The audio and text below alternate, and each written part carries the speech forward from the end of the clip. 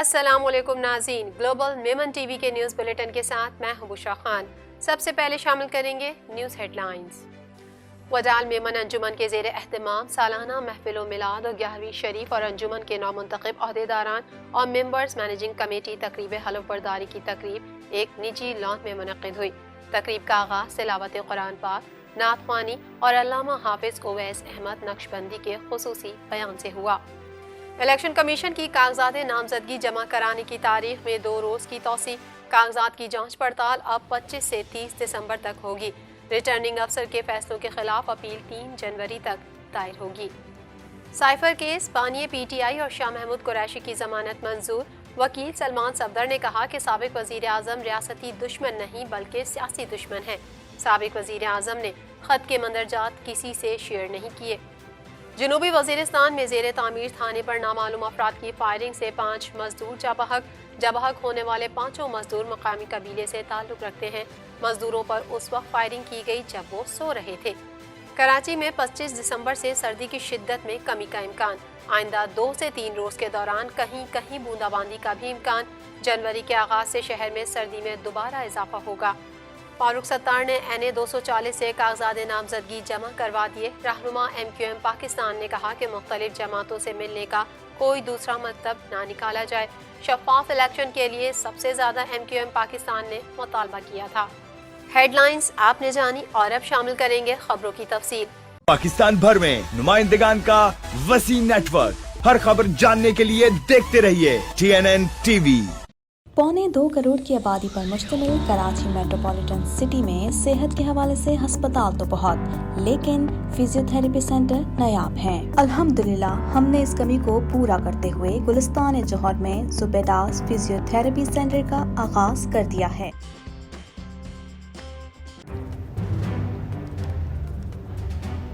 Islamic Finance TV, the only TV channel of the fastest growing Islamic economy in the world and the prime mover of Islamic finance news. Follow us on our social media handles and watch our reports and educational program at www.islamicfinancetv.com. For advertisement, please contact us at islamicfinancetv@gmail.com.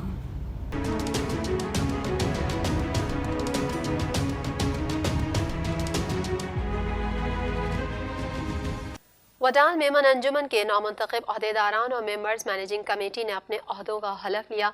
तकरीब में मेमन बिरादरी की मोअज़्ज़िज़ और नामवर शख्सियात और Memon community के अफराद ने भी भरपूर शिरकत की। मज़ीद जानते हैं इस रिपोर्ट में।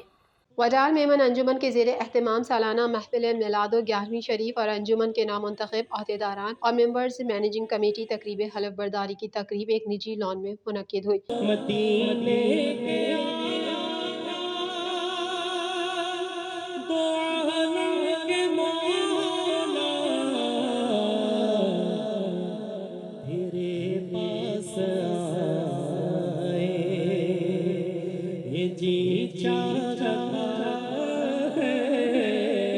हलफ बरदारी की तकरीब के बाद नामुंतखब सदर वडाल मेमन अंजुमन अब्दुल मजीद अब्दुल्ला ने अपने तासुरात का इजहार करते हुए कहा कि आज हमने जो हलफ लिया है, इंशाअल्लाह हम पूरी कोशिश करेंगे कि वडाल मेमन जमात की तरक्की और बेहतरी के लिए भरपूर कोशिश करें।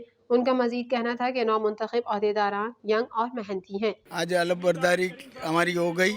इंशाअल्लाह हम पूरी कोशिश करेंगे अपनी कम्युनिटी के लिए ज़्यादा से ज़्यादा काम करें, क्योंकि ये मेरी जो टीम है, मैं समझता हूँ मेरे पास 4 यंग लड़के हैं। हालांकि किसी भी कोई किसी और जमात में इतने यंग नहीं है जिस तरह वडाल ने लिए हुए हैं ना। इंशाल्लाह हम पूरी कोशिश करेंगे कि अपनी जमात के लिए काम करें, जितना ज़्यादा से ज़्यादा होगा। नामुंतखब जनरल सेक्रेटरी मोहम्मद रफ़ीक इसहाक मिठानी ने कहा कि वो ऑल मेमन फेडरेशन के मशकूर हैं कि उन्होंने इस इलेक्शन के इनेकात में भरपूर ताउन किया। उनका कहना था कि पिछले 4 सालों से हम सालाना मिलाद और 11वीं शरीफ की महफिल मुनक्किद कर रहे हैं और इंशाअल्लाह ये सिलसिला जारी रहेगा। सबसे पहले तो मैं बहुत तहे दिल से शुक्रगुजार हूँ ऑल पाकिस्तान मेमन फेडरेशन का कि हमारी जमात के काफ़ी अर्सा दराज से इलेक्शन नहीं हुए थे। उनको हमने एक रिक्वेस्ट की थी, उसके बाद उन्होंने अल्हम्दुलिल्लाह हमारी जमात के इलेक्शन वगैरह हर चीज़ करवाई। اس کے بعد آج حلف برداری کی جو تقریب ہوئی وہ ماشاء اللہ تعالیٰ فرسٹ ٹائم ہوئی ہے. اور باقی جو 11ویں شریف کے جو ایونٹس ہیں وہ جب 4 سال ہو گئے ہماری جو نئی باڈی آئی تھی, الحمدللہ یہ آج چوتھی 11ویں شریف ہو گئی, اور فیوچر میں انشاء اللہ تعالیٰ اچھے سے اچھے ہی کام ہوں گے جماعت اور برادری کے حوالے سے. نامنتخب ارکان کے لیے اپنی طرف سے دعاؤں اور نیک خواہشات کا اظہار کرتے ہوئے آل پاکستان میمن فیڈریشن کے سابقہ صدر حنیف موٹلانی کا کہنا تھا کہ نامنتخب عہدیداران پچھلے 4-5 سال سے وڈال میمن انجمن کی بہتری کے لیے کام کر رہے ہیں, اور اب یہ ارکان الیکٹ ہو کر آئے ہیں تو اب ان پر جماعت کی ذمہ داریوں کا بھاری بوجھ پڑ گیا ہے, اور خاص طور پر جماعت کے نوجوانان کی توقعات مزید بڑھ گئی ہیں. ایک وڈال کی تاریخ میں ایک باپ کا اضافہ ہوا, بہت عرصے کے بعد ماشاءاللہ الیکشن ہوئے, اب یہ الیکٹڈ ہو کے آئے ہیں. تو میں سمجھتا ہوں کہ کام تو یہ پہلے بھی کر رہے تھے, مختلف ایونٹ بھی ہوتے رہے ہیں, اب میں سمجھتا ہوں کہ ان کی ذمہ داریاں بڑھ گئی ہیں. اب باقاعدہ پبلک نے ان کو الیکٹ کیا ہے, اور جب الیکشن ہوتے ہیں جماعتوں کے تو بہت سے لوگ جو سائلنٹ ہوتے ہیں ان کو پتہ نہیں ہوتا ہے, وہ بھی جماعت کی طرف راغب ہوئے ہیں. میں سمجھتا ہوں جو حالات بنے ہوئے ہیں اس وقت زیادہ سے زیادہ لوگ ان کی طرف راغب ہوں گے, اور ان پہ مطلب جو امید لگا کے بیٹھیں گے کہ کچھ کام کریں. تقریب کا اختتام صلاۃ السلام, اختتامی دعا اور لنگر پر ہوا. الیکشن کمیشن نے سیاسی جماعتوں کے مطالبے پر کاغذات نامزدگی جمع کروانے کی تاریخ میں 2 روز کی توسیع کر دی. مزید جانیں گے اس رپورٹ میں. الیکشن کمیشن نے سیاسی جماعتوں کے مطالبے پر کاغذات نامزدگی جمع کرانے کی تاریخ میں 2 روز کی توسیع کر دی. الیکشن کمیشن کی جانب سے نظر ثانی شدہ الیکشن شیڈول جاری کر دیا گیا ہے, جس کے مطابق کاغذات نامزدگی اب 24 دسمبر تک جمع کروائے جا سکتے ہیں. سیاسی جماعتیں مخصوص نشستوں کی ترجیحی فہرست بھی 24 دسمبر تک دے سکتی ہیں. ای سی پی کے مطابق کاغذات کی جانچ پڑتال اب 25 سے 30 دسمبر تک ہوگی, جبکہ ریٹرننگ افسر کے فیصلوں کے خلاف اپیل 3 جنوری تک دائر ہوگی. پولنگ شیڈول کے مطابق 8 فروری 2024 کو ہوگی. دوسری جانب سیاسی رہنماؤں کی جانب سے کاغذات کا حصول اور جمع کرانے کا سلسلہ جاری ہے. Chairman Peoples Party Bilawal Bhutto Zardari کا لاہور سے الیکشن لڑنے کا امکان ہے. آصف علی زرداری نے NA 207 نواب شاہ سے انتخابی فارم وصول کیا.